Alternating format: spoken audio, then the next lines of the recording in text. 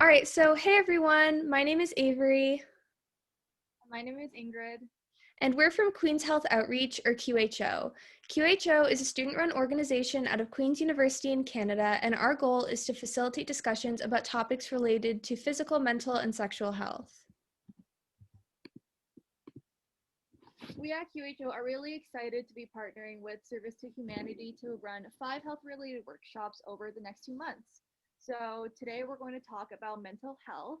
But first, we'd like to give Ryan and Shanta, our awesome collaborators at Service to Humanity, some time to introduce themselves.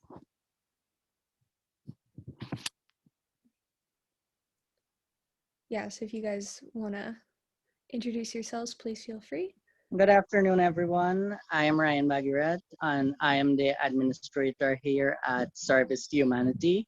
We are indeed happy to be on board with QHO, and let's just get on a roll and let's hope that this workshop comes out successful since it's going to be a virtual workshop. Of course, we all know that this is a very tedious time for many of us with all of the COVID and stuff. So just on an announcement on our end is that we still emphasize on everyone to continue wearing your face mask, continue to sanitize, as well as maintaining your social distancing. Let's hope for the best and let's hope the workshop from here and onward, it turns out to be something that we can all emphasize and we can also gain a lot from. So I'll hand you over to the coordinator. Hello, good afternoon, everyone. My name is Shanta Youngkam, Coordinator of Service to Humanity. Today's Children Our Future. And I'm happy to be one that will be collaborating with QHO. And I hope that whatever input is put here, it benefits to a lot of people in the community, elders, single mothers, children, as well as university students. So I hope that you guys have a successful workshop. And I'm happy again to be part of it. And thank you, QHO, for choosing our NGO as part of your team. Thank you. Thank you so much. All right, so before we get started, we just want to let everyone know that our discussion today is going to include topics surrounding mental health, mental illness, and stigma. We understand that these topics can be challenging or sensitive to discuss, and if you need to go on mute or even leave the meeting for a little bit to take a break, please feel free to do so. We want to create a safe space to talk about all of these things. Yeah. Yeah, okay. And the final thing we want to mention before we get started is just to reiterate that we are a pseudo organization. We are not health professionals, we are not teachers, and we are not a crisis line. We're just here to facilitate discussions about health, and hopefully all of us will learn a few things along the way. All right, so to get started, I want us all to think about how many people out of 5 people even has mental health. So in just a second, I want us all to hold up our fingers to show how many people out of 5 we think has it. So everyone, you don't have to turn your camera on if you don't want to, you're welcome to, but just like to yourself, you can, you think 2 or 5 or 1, just hold it up. And if you are holding up 5 fingers, that's right, because 5 out of 5 people has mental health, because everyone has mental health. So that's why we're talking about mental health, and it's so important, especially with COVID this past year. Mental health is like really important and everybody has it. So the first thing I want to know is what we all know about mental health right now. So I'd like us all to either turn on our mics or write in the chat something that we know or think about mental health. It doesn't have to be anything too big or serious, but like it can be if you want. Just whatever you want to say is totally fine. And Ingrid and I are going to write everything down on the next slide about what we know about mental health, just to kind of get a sense of what everyone here knows or just thinks about it. So I'm gonna just exit out of presenter mode, and if anyone has anything they want to contribute just in like the next minute or so, they can feel free. It doesn't have to be something super complicated, like literally anything that comes to your mind about mental health, anything you want to share, any little comment. How we feel impacts our day, can be good or bad. Yeah, those are all really great ideas. Yeah, can make us feel down. All right, those are, oh yeah, awesome. Affects our relationships. Oops, I spelled that wrong. Okay. Yeah, so those are all really great ideas about how, what mental health is and like what we can kind of think about it. So I'm gonna go back onto the full presentation. Just a second, it's just loading. But yeah, so those were all really amazing ideas, and I think we've got like a good foundation to work off. So the most learning comes from sharing ideas. So if you think of anything else throughout the workshop or you just have questions, please feel free to either raise your hand or type them in the chat. And we'll also have some times where we have like open for questions. So you can also feel free to turn on your mics and talk if you want to then as well. So when it comes to mental health, we're going to start off like really simple and go from there. So if we break down the term mental health, mental refers to our brains and mind and how they work and feel, and then health refers to being free from injury, illness, and pain.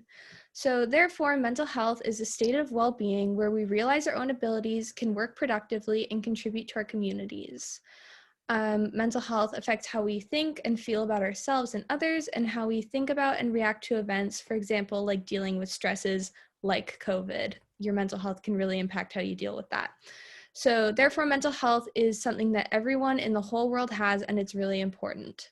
If anyone has any questions right now or things that they would want to clarify, that's fine. If not, we can move on.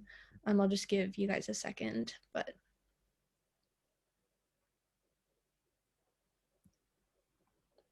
All right, if anyone has anything that they want to say later on, that is also fine. Feel free. Okay. So we've arrived at our first of 6 true or falses that we've actually scattered throughout this presentation. And they're just little statements about mental health. And we'd like you guys to just type in the chat whether you think it's true or false. So the first one, true or false, mental and substance use disorders are the leading cause of disability worldwide.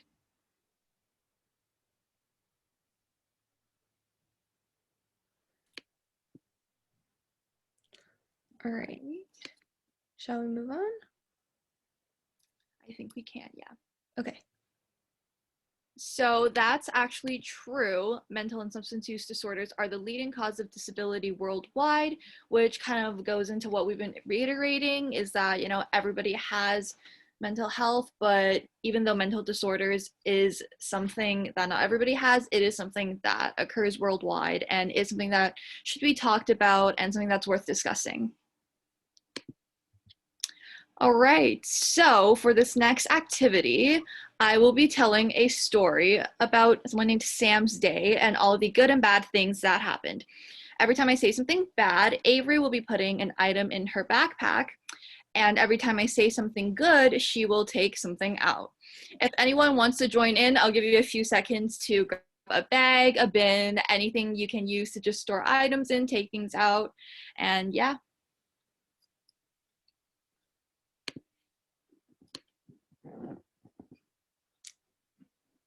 Okay, so we'll get started with Sam's story. So Sam wakes up in the morning and panics because she realizes she missed a lesson on Zoom. Her day already isn't going so well. Her mom reminds her that her lessons get posted online later in the day, so Sam manages to calm down a little bit. As she's doing her homework, she gets visibly annoyed and frustrated. She does not understand the topics, and her brother won't stop being loud beside her, and Sam just can't concentrate at all. Luckily, her brother decides to go outside to exercise, so she gets some peace and quiet again and eventually figures out the problem.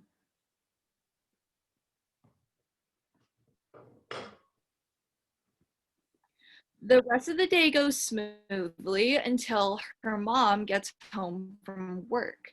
She tells Sam that one of her friends actually tested positive for COVID and she might have to go into a hospital to self isolate now.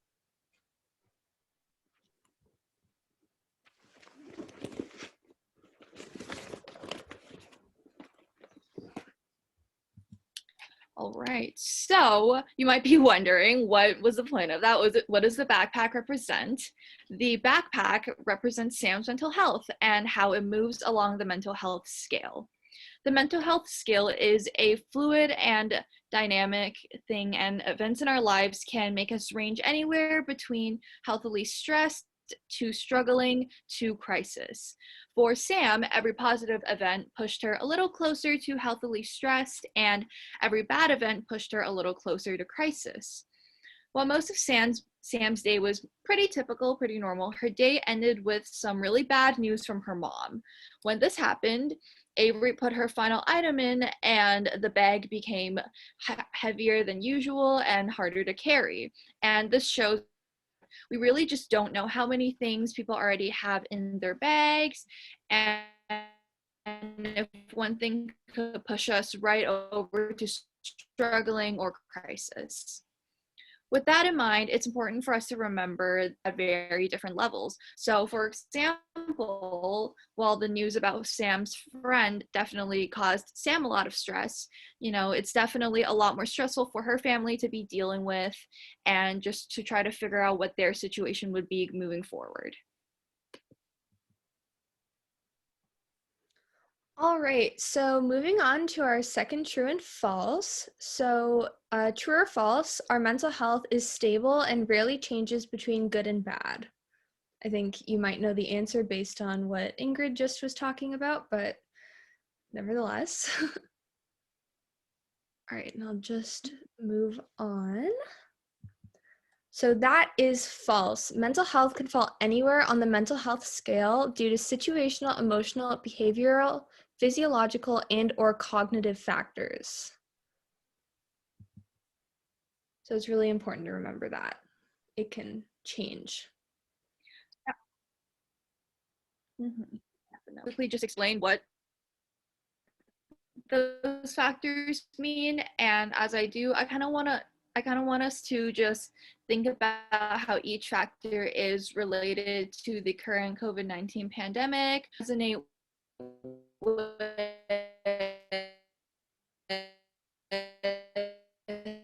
in terms of the different categories. So situational factors can involve our relations, can also involve our financial. Everyone's living situations have, I'm sure, greatly changed from before, and many of us are still trying to find our new way of life.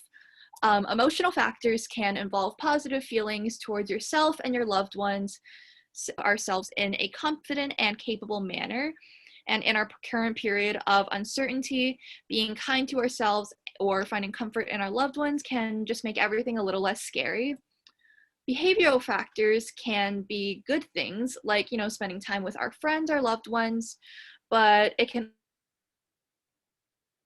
one our mental health if we think about the scale when it starts to go towards struggling and crisis. This has been a big one in COVID-19 because with lockdowns and social isolation, that's kind of stopping us from doing a lot of the things that we used to be able to do and see a lot of the people that we want to see.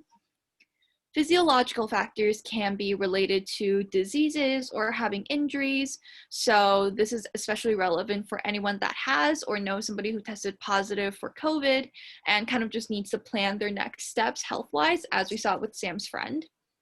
And finally, there are cognitive factors, which can involve having a negative or positive outlook on life. It can be very easy to start stressing over numbers and news about COVID, so it is important to focus on things that we can control in our lives and to kind of just appreciate all the positives, such as having our friends and family around. All right, so I know that that was a lot of information, but the takeaway message is that it is perfectly valid to feel like we are struggling in any of the 5 factors, especially in the middle of a global pandemic, because everyone else is likely being affected in similar ways. Yeah. Yeah, so I'd like us now to take the time to brainstorm a little bit more about the mental health factors. These, like I said, could be general examples, examples related to COVID, or just any little comments anybody has about one of the 5 factors. So feel free to turn on the mic or actually share my screen and we can create this on a mind map, Yeah, hold on. I'm gonna have to. just so we can kind of get everybody's ideas in one place. Okay, Ingrid, are you able to share your screen? Let me try. Can you guys see that? Yes. Okay, awesome. So I actually can't see the chat right now. So Avery, if you don't mind just letting me know what everybody's saying and in the factors, that'd be amazing. Yeah, so for emotional factors, does anyone have any ideas? So like how you feel about things. I mean, yeah, so feeling sad or happy, All right. a good one. Um, Oh,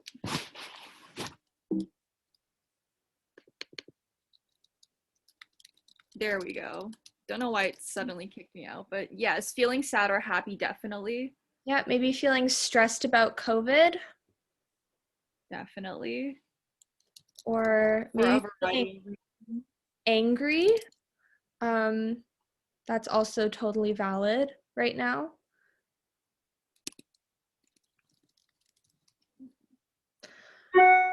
All right. Oh, we've got 2 for situational. So we've got not being able to see friends and family, and we've also got like being alone. That's really tough. That's a Mhm. really important one. Um, Maybe in terms of cognitive, I think that's one of the harder ones to kind of wrap your mind around what it means. So it really has to do In with, terms sorry? in terms of situational as well, there are other things that makes people it's something that we know that's a situational crisis would be poverty, and that would contribute further to emotional stress. Yeah, I think that's a That, really, really good one. mhm. It's really important that we brought that up too, because a lot of these factors, it's like they don't just exist alone. Like all of them kind of have an impact on each other. And through that, it has an impact on the individual's overall mental health. So this was definitely a very Yes, so yes, I agree with Ingrid because we know that if somebody is suffering from poverty, which is a situational one, depending on the environment they're in, which is a physiological something, or in terms of physical, the environment they're living in, it can cause some type of stress that will even affect them to the extent of an emotional gesture, right? This can further also lead to a behavioral changes. It can affect them in terms of kids, for example, how they would cope in terms of schoolwork. Take, for example, if some kids know that they are very well poor or they're a sufferer of poverty, they'll have things like these low self-esteem and all of these things here. So each of these factors, they are linked one way or the other to the next. Yeah, you're completely right about that. Like they're all so connected, which is kind of why we wanted to do this activity, was to kind of show how, a lot of things to do with your mental health have to do with lots and lots of different factors, which means it's really not something to be ashamed of if you're struggling with your mental health, because it can be affected by so many different things. Mhm. And so many different things on different levels for everybody because everybody has their own experiences. So like it really just fully depends on, what you're going through and your own life experiences. Yeah, I think Ryan, you made like a really great point there, and I'm really glad you brought that up. Um, yeah, so maybe we can move on from that. I think we had some really amazing ideas. I will now share my screen again.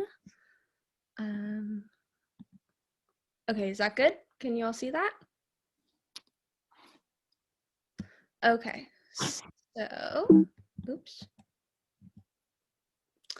All right, so our next true or false is true or false. Only 5% of the world's children and adolescents have mental disorders or problems. So only 5%. What does everybody think? All right, in just a second, we will move on to the answer. That is false. It's actually 20% of the world's children and adolescents have mental disorders or problems. That's 1 in 5 of the world's children and adolescents. That's so many people. So it's kind of, it really illustrates how, once again, you know, struggling with your mental health is not something to be ashamed of. It's super, extremely common. And as we just talked about, it can be affected by tons of different factors and circumstances. So it's always important to acknowledge that, you know, it's okay if you're struggling with your mental health. It's not something that's bad about you. All right, so we're going to kind of shift gears a little bit to the topic of mental illness, which is a slightly different topic from mental health. Mental illness, also called mental disorder, can be described as a disturbance in thoughts and emotions that decreases a person's capacity to cope with the challenges of everyday life. So, you know, we face different challenges, like, for example, as Ryan was saying, with challenges related to poverty, or if you also just challenges related to COVID. And having a mental illness can make it even more difficult to cope with those challenges. So everybody has mental health, but only 1 in 5 people will develop a mental illness over their lifetime. Saying only kind of, it's not a small amount of people. 20% of people is a lot of people. And additionally, mental illness can only be diagnosed by a doctor or other medical professional, similar to how only medical professionals can diagnose serious physical illnesses like cancer. Yeah. For this next little bit on mental illness, we'll get to quickly know a little about Bob and Corey, who are both really great people. So Bob loves talking to new people and is one of those people that makes friends really easily. Bob is funny, outgoing, works really well in team settings, such as on a sports team. And Corey loves reading, but would prefer to stay at home than play sports outside. Corey has a few close friends, but is overall a little bit shy and kind of keeps to themselves. Now, we think that Bob and Corey are both really great people, like we'd be friends with both of them fully.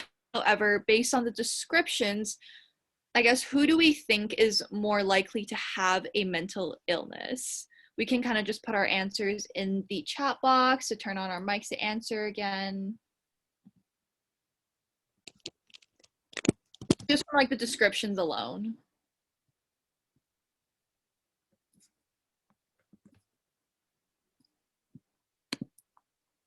All right, I'm seeing both Bob and Corey in the chat. So the answer actually is, yeah, Avery just, Yeah, I got it. no problem. So it's actually Bob who was diagnosed with anxiety last year. So obviously in the chat, we got people who said both Bob, we had people say Bob. We also had people say Corey. But basically what this activity is trying to show is that sometimes it can be the people that we don't expect and the people that we don't guess to have a mental health that end up having it. And even when it is somebody that, you know, we kind of expected, we saw the signs, that should not change at all how we feel about them as a friend, family, or anything else. When we think of certain traits about Bob and Corey as negative or different, though, we may be showing something called stigma, which Avery will go into this concept in depth later on. But overall, it's just super important to keep in mind because, you know, we are people before we are our struggles, and people are not defined by their mental illness. So to kind of put it into perspective, let's say, you know, somebody's dad broke their leg or their arm. You know, they wouldn't suddenly think of or call this person the man with a broken leg. They would still just be their dad. You know, we wouldn't treat this person wouldn't treat their dad any differently. So why would they treat their friend any differently for a mental illness when, you know, they've always been their friend and they've always just been this person? So definitely a very important thing to keep in mind.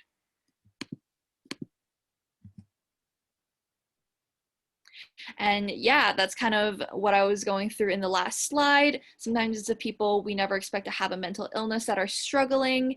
And, you know, despite that, we just have to remember that people are not defined by their mental illness. And it is totally normal to go through struggles and to not always be the best in terms of your mental health and to not always be completely thriving when you have a mental illness. All right, so moving on to our next true and false. So in the Bob and Corey example, we saw something called stigma. So we're going to start with this true or false question. So stigma and discrimination against patients and families prevent people from seeking mental health care. So, you know, do people not seek mental health care because they're concerned about stigma, even if they maybe don't have the terminology of stigma?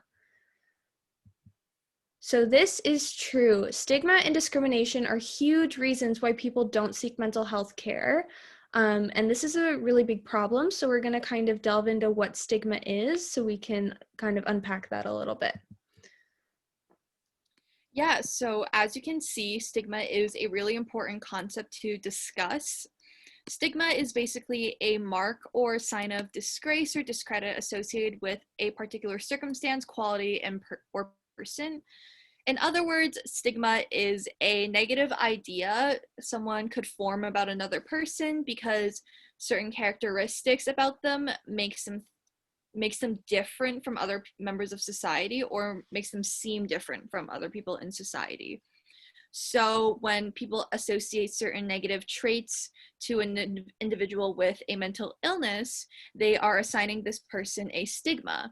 And stigma can result in the exclusion of people with mental health problems from activities that are open to other people, such as getting a job, finding a safe space to live, participating in social activities, or even just having a relationship. And even though a person may have a mental disorder, they are just like any of us here in this call. You know, they probably have their own likes and dislikes and their way to just go about their own lives in similar or different ways than we do. So stigma is clearly a bad thing. So how can we stop it? Well, a great way to kind of get started with stopping stigma is by remembering the acronym WALS. So we're just going to kind of get into the acronym, and then in the chat, as kind of we go through each letter, if anyone has an idea of what each thing could maybe look like, and I'll give an example for W, you can just drop it in the chat and we can have like a little bit of a discussion. Ingrid, if you don't mind watching the chat, that would be really great. So W stands for watch your language.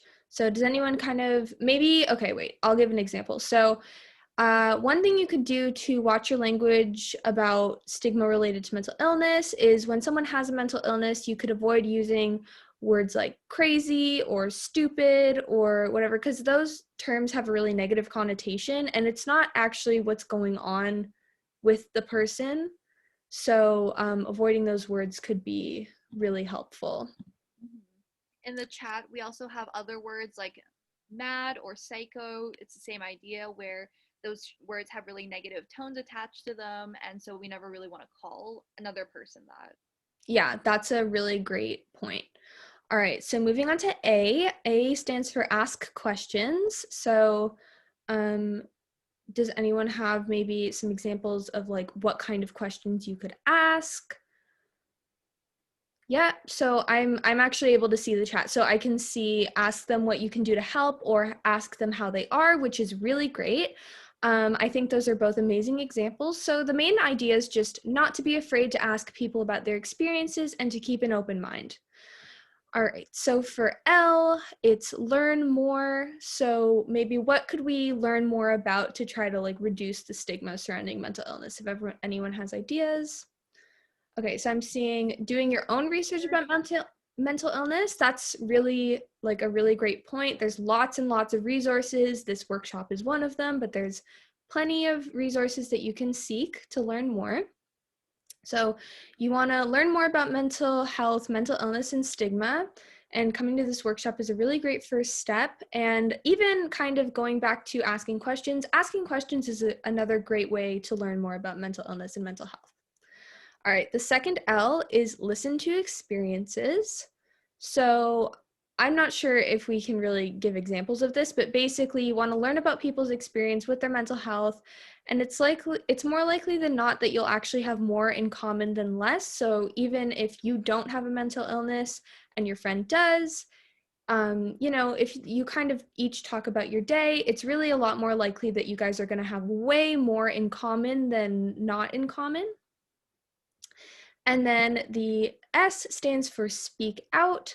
So if you hear someone assigning stigma, so maybe like we were saying with the language, they're saying that someone with a mental illness is crazy or stupid or psycho, say something about it and have a conversation about why that's wrong and how they can do better, because they probably just don't understand how what they're doing can be harmful or hurtful. So, speaking out and kind of trying to help people learn is a really great way to help address stigma as well. Yeah, and just overall standing up for a friend or family member just to show that you're in their corner, you're there to love and support them, despite any of their struggles that they're currently going through. Yeah. So I want to quickly cover stress for a second because it's something that's come up a couple of times today in our discussions, especially when we were talking about COVID and just all the stressors related to that. So stress is the body's way of responding to any demands, whether good or bad. When something stressful happens, our bodies respond by releasing chemicals into the blood that give us more energy and strength. So, stress can actually be a good thing if we are in physical danger. So, for example, feeling stressed when we're in the woods and we see a bear can help us respond accordingly to protect ourselves. But obviously, stress is more commonly used in a negative context, which happens when it is all emotional with no place for the extra energy to go to. And that can be very hard for the individuals for us to deal with. Is once again feeling stressed during COVID, one way or another, whether that be financial stress, family situations, fear of the future and of the unknown, and like we saw, so much more that really just depends on our individual circumstances, our environment, and our experiences.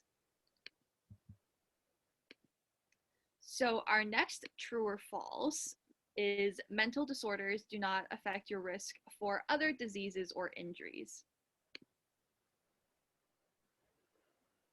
Right, I'm seeing both false and true in the chat. All right, let's see what it is. So that was actually false. Mental disorders are important risk factors for other diseases as well as unintentional or intentional injury. All right, so in order to reduce our risk for disease and injury and other kind of negative things associated with having, struggling with your mental health, it's important that we practice self-care to feel good about our bodies, mind, and health. So the WHO, which is the World Health Organization, defines self-care as the ability of individuals, families, and communities to promote health, prevent disease, maintain health, and to cope with illness and disability with and without the support of a healthcare provider. So the core principles of self-care, according to the WHO, involve self-reliance, which means using your own efforts and abilities. So, you don't have to rely on other people. It's okay to need to rely on other people, but it can feel really good to be able to do things for yourself, even if they're just small things. Empowerment, so feeling authority or power to do something. So maybe if you're in a situation that you don't like, feeling like you have the authority to get yourself out of that situation. Like even if it's just you are somewhere and you want to go home, it can be as simple as that. Autonomy, meaning being in charge of yourself. So, nobody's bossing you around, nobody's making you do anything. We Yeah. Personal responsibility. So this is like owning our own decisions. So, we can make decisions for ourselves. Self-efficacy is believing in ourselves. So we believe in our abilities to do things, and aspects of the greater community, such as community participation and involvement. So, us feeling like we're involved in our community can really be helpful. So self-care is especially important during COVID, and you might have to find different ways to do self-care, but that's okay, and we should all still try to make it a priority. So, to kind of help us all figure that out, because it can be challenging, we wanted to make a self-care plan, just a really simple one. So we've organized self-care into 5 pretty easy categories. I'm going to explain what each category means, and then maybe if anybody wants, we can get out like a piece of paper and a pen, and we can just all write down maybe 1 or 2 things from each category that we can do to practice self-care. And then Ingrid and I will share our self-care plan that we made. And yeah, it can hopefully help you out. And they can be really simple things. So for emotional self-care, this is something we can do to regulate our emotions and have positive emotions. So anything that makes us kind of feel good. Practical self-care is something that can help the logistical/practical aspects of our lives. So just kind of helping make going about day-to-day life easier. Physical self-care is doing something to take care of our physical body. So in whatever capacity we're capable of doing that, it's really great to take care of our physical body, because when you feel physically good, it helps you feel mentally good. Spiritual self-care. So this can be to help you feel connected in any way that's meaningful to you. So whether it be a religious affiliation, or even just feeling like connected to nature or your community or anything, just, something to kind of feel connected is really great. And then in terms of mental self-care, this is kind of similar to emotional, but it's just something to keep our minds relaxed and positive. So I guess we can give anyone a second if they just if we all just want to drop ideas in the chat, or if we just want to take a second to ourselves to just maybe write down a few things in each category. Please feel welcome to do so, and we'll just give maybe like a minute to do that. And then, yeah, so I'm seeing in the chat, physical could be like going for a walk. That's a really, really great example. I think that actually might be one of our examples. Spiritual is, I'm seeing meditate. Yeah, meditation can be really great. Listening to music. For emotional, yeah, I know listening to music can really get you into whatever emotional headspace you want to be getting into. Yeah, those are all really great. Okay, so we're gonna move on, and Ingrid is gonna go over the self-care plan that we made. And yeah, we can just get a few more examples of things we can do to take care of ourselves, even if they're small. Yeah, for sure. And obviously, the self care plan, it's okay if you can't think of anything on the spot right now. This is meant as something for us to all use in the future to just develop a self care plan in any situation. So, I'm just going to quickly go over the one that we made. So, for emotional, that's my timer. So for emotional, we can do something to help you regulate and have positive emotions. And for us, that could be writing in a journal. Sometimes it helps to just get all of our emotions out on paper and kind of just verbalize it and just validate what we're feeling. For practical, we put something that it can help you just organize the logistic or practical parts of your life. So making a weekly plan. I know I personally love making to-do lists just so I can like cross off something whenever I know like I've completed it, just so it helps me feel a little bit more accomplished. For physical, somebody mentioned in the chat going for a walk, and that's also what we put, just going for a 30-minute day, getting some fresh air can really help us to just clear our heads and just lift our moods even a little bit. For spiritual, we put practicing mindfulness, and that's kind of like very, very general. There's a lot of ways in which you can practice mindfulness, whether that be meditating or just taking a moment to take deep breaths, just anything to kind of help us ground ourselves and to just feel a little bit more stable.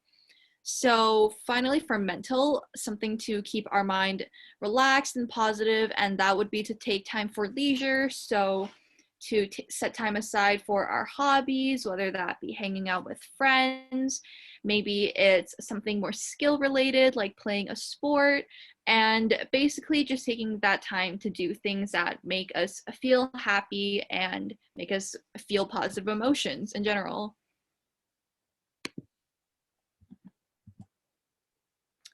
So for our final true and false, the statement is globally, there is a huge inequity in the distribution of resources for mental health.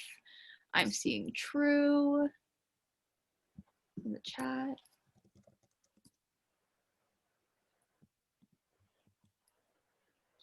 All right, so that's true. While a number of countries definitely provide hotlines and other sorts of crisis supports, there is a huge inequity in the distribution of skilled human resources due to a number of factors. So when I say skilled human resources, I mean, healthcare professionals, psychiatrists, individuals like that are kind of equipped to help people deal with their mental health and mental illness in, a health setting. All right, so we've decided to put at the end of our little workshop today just some really great resources in Guyana. So please take the time to copy them down if you would like. And while you're doing that, we are open to any final questions anyone may have, if anyone wants to discuss anything. But if nobody has questions, we also just have some frequently asked questions from previous years when QHO actually had the opportunity to visit Guyana. So, we'll give everybody a second to see if they would like to participate, but if not, that's also okay. We'll just get into the frequently asked questions. We also have a questions box on our Facebook page if you kind of don't want to drop a question right now, or if you think of something later on, definitely feel free to drop that in and we'll cover it in one of our social media posts or videos or a future workshop. Yeah. Ingrid, do you have the frequently asked questions up? Because I can't pull them up. I don't have them. I can pull them up right now. Just give me a second. It's in the QHO drive, I believe. Yeah, I think So, just a comment. I think this workshop was well covered by the two of you. So on my end, I don't have any questions at the moment. Hey, Here, we were definitely. Oh, hi, guys. yes. Let me acknowledge the presence of Rahaman here in the call, Rahaman Baltran. He is the other teacher who I told you guys about. He is lecturing aside of me along the online forum at the moment. So welcome. Great. Welcome. Thank you for joining. I think Yes, like I said, it's been a busy day because of the holiday and all of the things. So we didn't have the turnout at the moment. I checked and I said everybody must be busy. Yeah, that's okay. That's okay. I think it went well either way, and it's recorded. So if anyone ever wants to access it later, that is totally fine. I think we're having a little bit of trouble finding the frequently asked questions, so we might just have to save that for our next workshop. But I think we might just stop the recording here if that's okay. what I suggest we can also do is that we can give them the theme for the next workshop, and probably they can start like look up on it ahead of time. So at least they can come to us with at least some kind of question or anything that they want to clarify and stuff while the workshop will be going on. Yeah, sure. I think we can collaborate about that in our group chat and figure out how we want that to work. I will stop the recording now.